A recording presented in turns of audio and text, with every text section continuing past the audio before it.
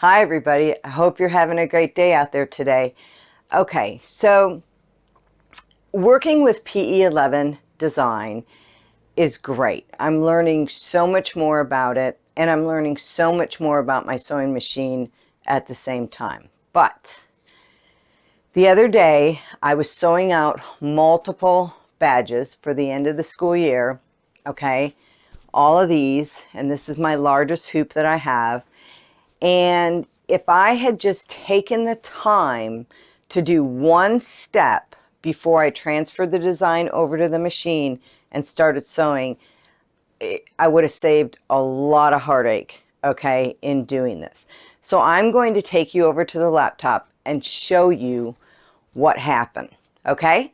All right. Okay, so we're at my laptop, and I'm going to bring in the design that I did, okay, and let's see if we can find it. There we go. Open. Now, as you can see, in a minute you'll be able to see it. There we go.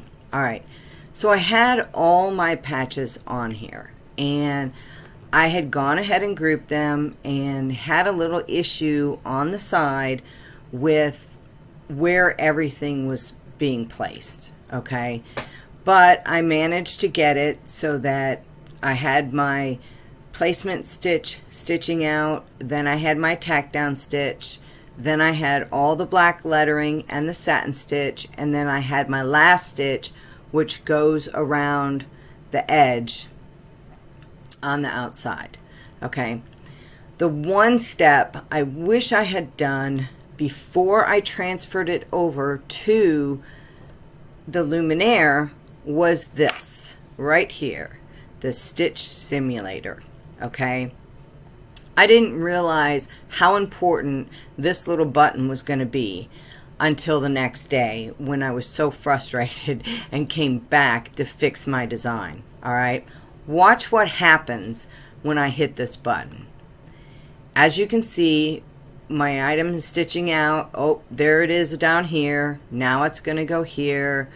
It's going to come down here. It was stitching all over the place. Now, it's fine for that placement stitch, but I had cut strips out of my glitter flex to lay down. When it came time to doing the placement stitch, I'd put the strip down, it sewed out the first one, then went to the second row and did those two, then all over the place, okay?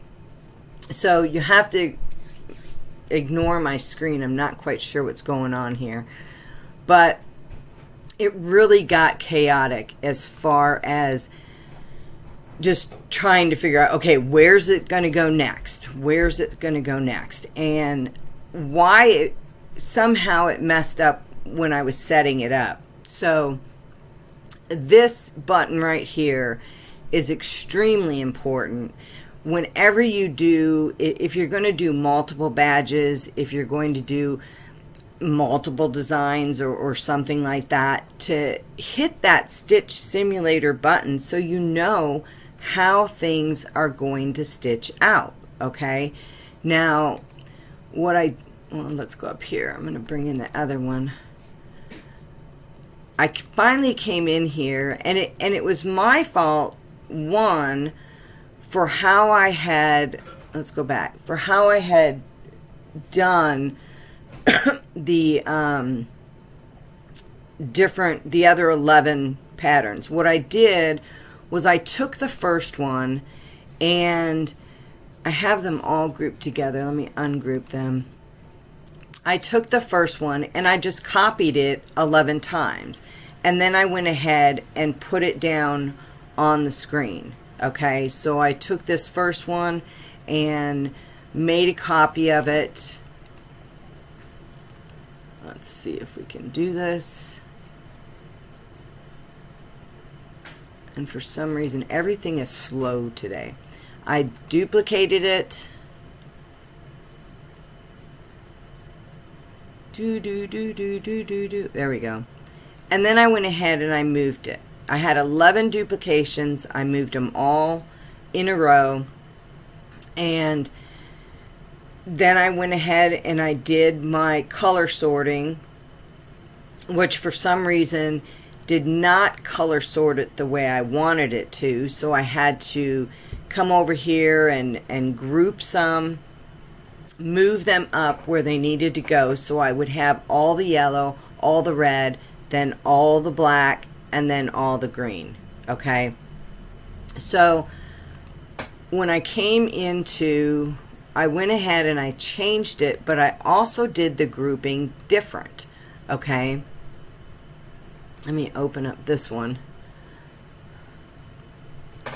And you'll be able to see it.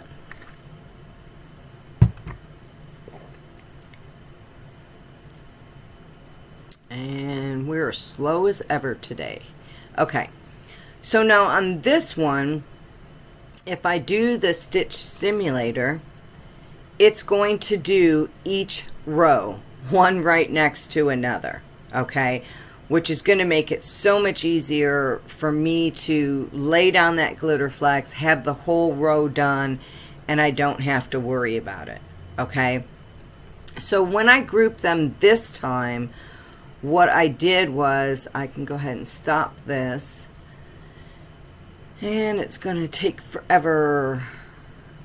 Okay, so what I did this time, different than what I did last time, was I came over here. We're going to select and ungroup them all. I went ahead and I just copied one pattern on the first row. Okay, so I went ahead and I copied this first one, and it's still not ungrouped.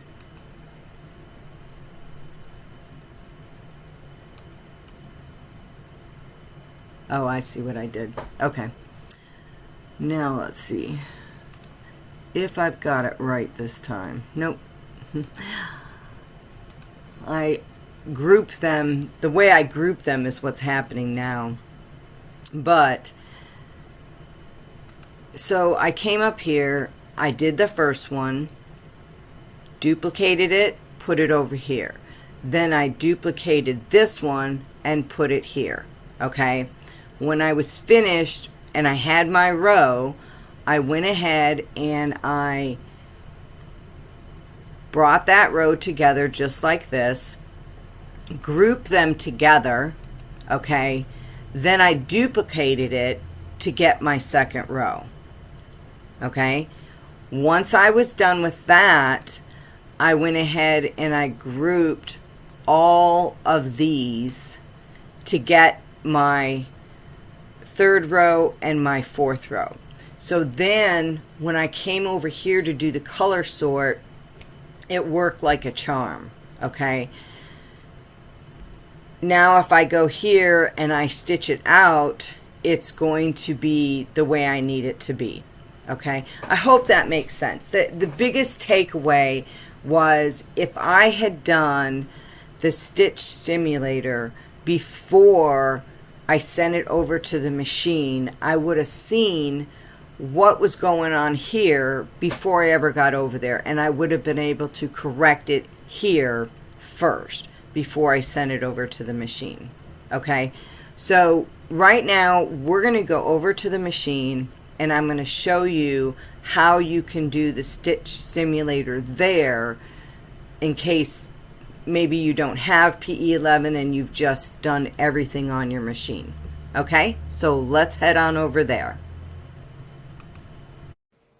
Okay, so now we're at my screen on my Luminaire. Now, here is the design I did the other day, and if I had just checked it either on PE11 or on the Luminaire, it would have saved me a lot of heartache. So, if you are on your machine, the icon that is right up here, if I go ahead and hit this icon, it's going to show my design in the frame. Okay, now the button down here, if I click on that one, it's going to give me a menu, and this is going to play out my stitches. As it's going to be sewn out with the machine, I'm going to hit it. And if I had seen this before I started stitching, oh my goodness, it would have saved me a lot of issues as far as I had cut my glitter flecks out in strips, so I had laid them down, but these are going everywhere. So when I went to put the strips in, here's a placement, here's a placement, there's a placement down there, there's a placement. So I ended up having some of the glitter flecks just kind of bundled up, or big giant air pockets in there. And just doing that one step would have saved me a lot of heartache. I did fix the design, and it's something, here, let's go back in there and try. I want to see what this, oh, just reverse. Okay. So it would have saved me a lot of heartache as far as just getting the design right and not having to babysit it afterwards, because I didn't know which item was going to be stitched out first. So if you're going to do a design on PE11 or stitch out a design on the Luminaire, use that simulator button, okay? So that you can see where everything, whoops, I don't need the clock. There we go. Where everything is going to be sewn out first, okay? Because that will help you in the long run, all right? Well, I hope I've helped you out today. I know that it was frustrating for me when I was trying to stitch this out, but you live and learn. And now I know from now on, I will be checking the stitches out before I actually sew them out, okay? All right, so for all you embroiderers, sewers, and quilters out there, I hope you have a great day. See ya.